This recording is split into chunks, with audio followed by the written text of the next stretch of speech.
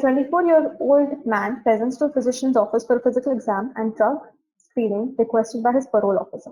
He has a history of multiple crimes into the law, including theft, destruction of property, assault, and battery. The patient confesses that he has always been the problem child in his home and always got into trouble with authority figures. Past medical records reveal testimonies from his mother describing episodes of physically aggressive behavior in school starting before age 12. Although a single parent, his mother states there were no stressful changes or issues at home. Today's urine toxicity are negative. Which of the following is the most likely diagnosis?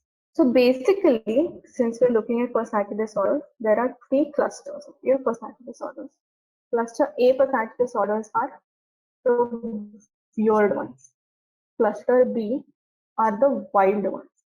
And cluster C are the worried ones. So A, many of the weird ones, like we saw, schizoid, schizotypal. In B, you have the wild ones. So in wild, it's like histrionic, narcissistic, antisocial, borderline personality. And C, you have the worried ones, like like avoidant personality, like we saw, dependent personality, and your obsessive compulsive personality. This is given in first year. Here you can look at it and just, it's very interesting. I know if you just go to read it just like that, it's going to be very boring. Try to like Google which movie character had this personality disorder and you'll never forget it. Okay. So antisocial personality disorder usually are criminals. They don't care about laws. They don't care about lives of others. They don't care about anything. They just don't listen to anyone. And usually they have symptoms of conduct disorder before age of 15. This is almost always needed for diagnosis of antisocial personality disorder. So since they were a child only, they didn't care about others or care about societal norms. Like they're okay with being a thief, with killing people, with destroying property, and they don't feel any guilt about it. This is antisocial personality disorder. Conduct disorder is diagnosed if it is less than 18 years of age. Just like antisocial personality disorder, but less than 18 years of age, is diagnosed as conduct disorder. Okay.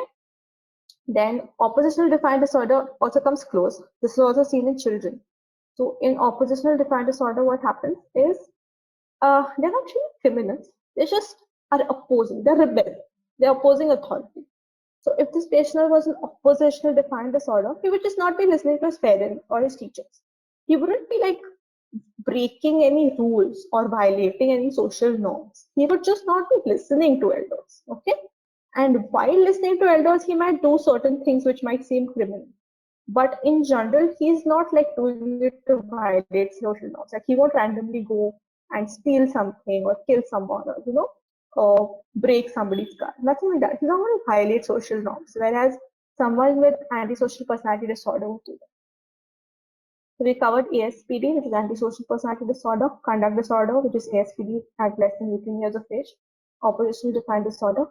Now let's have a look at substance use related aggression. Well, his toxicology is negative and he's been having the symptoms since he was a child. So it's less likely that this is substance use related aggression. And then you have borderline personality disorder. Okay. I believe the next question is about borderline personality, so I won't go into the depth of it here. So a consistent pattern of criminality, impulsive behavior, defiance against authority figures in a patient over 18 years will define ASP. Patients may have had conduct disorder as a minor. Thanks for watching. Please give a thumbs up and subscribe for more.